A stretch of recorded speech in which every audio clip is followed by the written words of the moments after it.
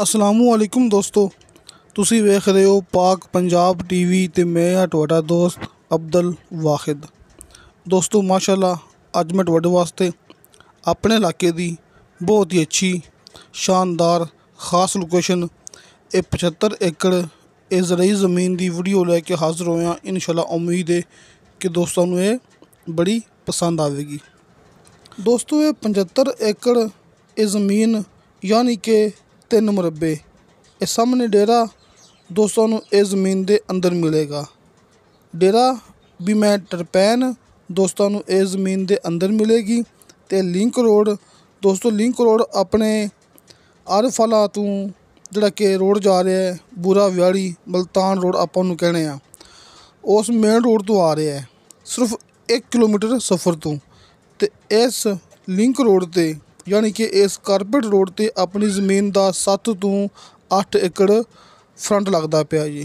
तुसीं मौके ते आओगे तकरीबन कोई अद्धी ज़मीन विच मालक ने इस टाइम धाई की फसल काश्त की हुई है, जिहड़ी कि अद्धी ज़मीन रह गई है उनकी तैयारी जारी है।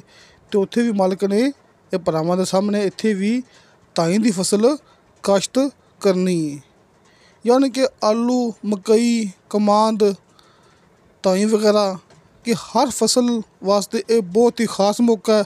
ज़रई दे नाल ये अपने कोले कमर्शियल ज़मीन है, मतलब कि रिहायशी ज़मीन भी तुसीं इहनूं कह सकदे जी कम कीमत विच। दोस्तों ज़रई भी है लेकिन कलोनी वास्ते भी टाउन वास्ते भी अपने कोले ये बहुत खास मौका है कि ज़ाहिर कहंदा 7 तो 8 एकड़ का फ्रंट है कारपेट रोड के उपर जिहड़ा कि सिर्फ 1 किलोमीटर मेन रोड तो आ रहा है। तुसीं इत्थे प्लाट कट के भी सेल कर सकते जी। तो दोस्तों तुसीं इनू किसी भी लिहाज नाल इस्तेमाल कर सकते जी, लेकिन जिहड़ी कीमत है वो होवेगी ज़रई के हिसाब नाल।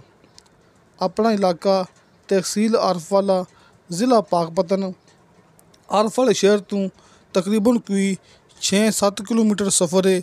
तो आरफ बुरा व्याड़ी मुल्तान रोड तो सिर्फ 1 किलोमीटर सफ़र है। इत्थे अपने कोले 3 मुरब्बे ये ज़रई ज़मीन है जिंदे विच दोस्तों टरपैन डेरा ते साल का नहरी पानी मिलेगा।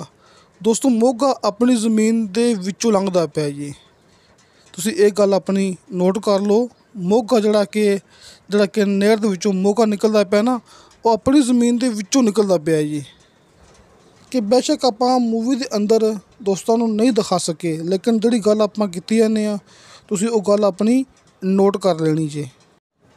तो दोस्तों ये अपने कोले 3 मुरब्बे ये ज़रई ज़मीन है जिहड़ी कि अपने ऑफिस तो कि दोस्तों को पता है कि आरफाले शहर अपना ऑफिस है। अपने ऑफिस तो सिर्फ 6-7 किलोमीटर सफ़र ते ये ज़मीन है।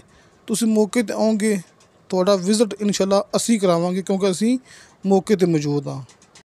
मेन रोड तो सिर्फ 1 किलोमीटर सफ़र तो उस लिंक रोड ते कारपेट रोड ते 7 तो 8 एकड़ का इंदा फ्रंट टरपैन डेरा साल का नहरी पानी बिजली वगैरह हर चीज़ अपनी ज़मीन के विचों गुजरती पई जे।